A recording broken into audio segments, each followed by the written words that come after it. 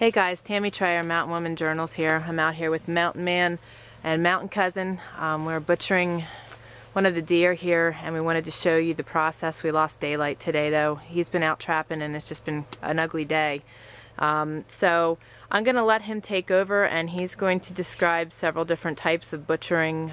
We are actually butchering to turn things into burger this time around, and canning it, and I will finish the process on that and show you how to can. But I'll let him take over and describe things at this point. Alright, like I said in the other video, these front shoulders here don't have any joints in them. I'm going to take this front shoulder off first. Usually what I'll do is I'll start the front shoulders and take them off, and then take them in and clean them off the bone and stuff. But you just take and pull that back and cut that right up along the, so you can see there's no joints in there. You just cut that right off. That's all there is to it. Right there. You put this in this container over here.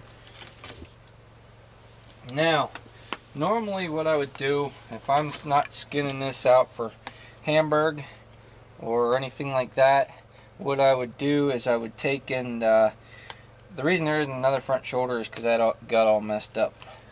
But what I'd normally do is I'd take and I'd cut down about right here.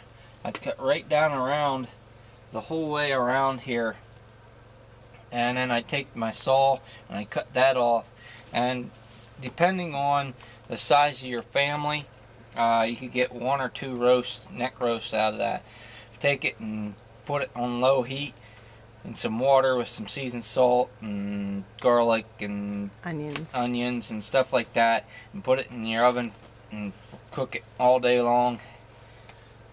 Awesome stuff, good stuff. But I'm not going to do that because we're making it all into hamburg. What I'm going to do is I'm going to take and hopefully we can turn this enough right here. Yeah, here.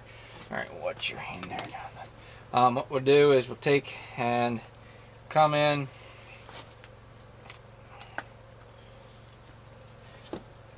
You can see this line right here. Right here is what we call the loin. Or the back strap, whatever you want to call it. What I do is I'll take, and you can see this line right here, and you kind of follow that, and then the backbone, which is right down through here. See that run. If you were going to make these into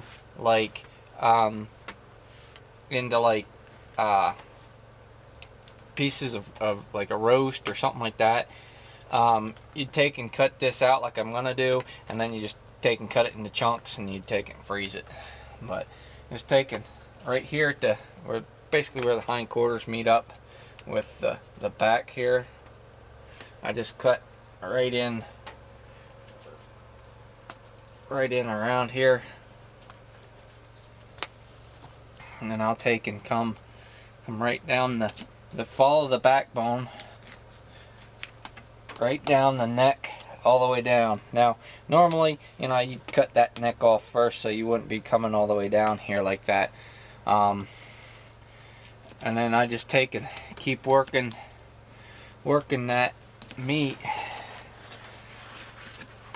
right off that bone. Still a little frozen in there. It's good. That's a good thing. Okay. Now I'll just keep slowly trimming, following your bones. You have the little nubs that stick out from the spine, and you just cut in and around them. You're not wasting much meat there. You cut in between each one, and if you were to freeze this is really tender meat, so yeah, this is good stuff. Yeah. We would, but we have absolutely no room in the freezer. So we're just grinding it all into hamburg and gonna take and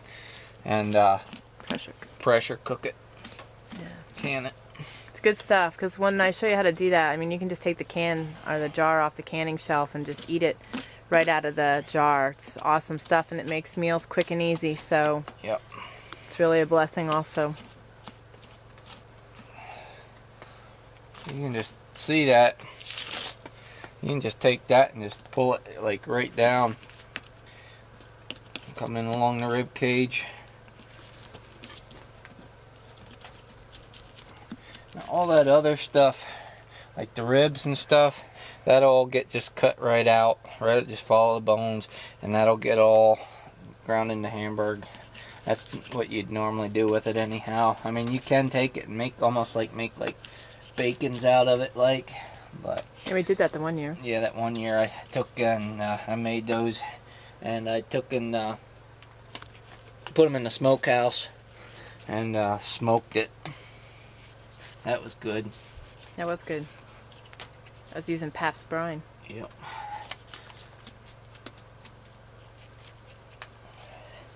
I'll just take and kind of carve out along the neck here.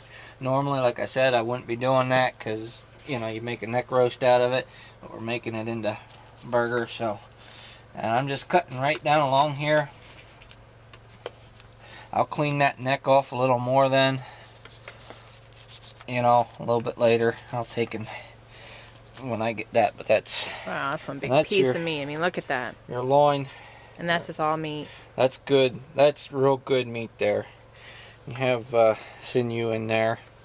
But I'm take this over here, put that on there, and then you'd you know, sew on right down to the back here.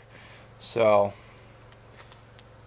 I'm gonna take this side off. We're gonna shut the camera off, and then I'll show you how to do this one, the hind quarter.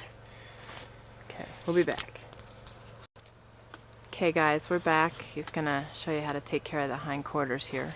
Now this here, you can do this if you're out in the field and you're quartering it out, and you're just bringing the quarters and the back straps and the neck and stuff like that back out with you.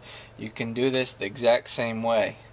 We split this. Now you wouldn't have to split that down really, but you split that down in there.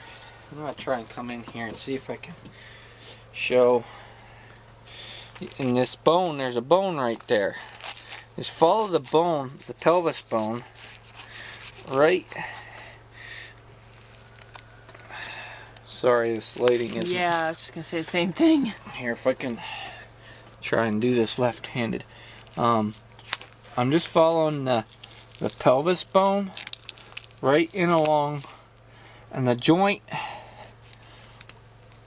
is right in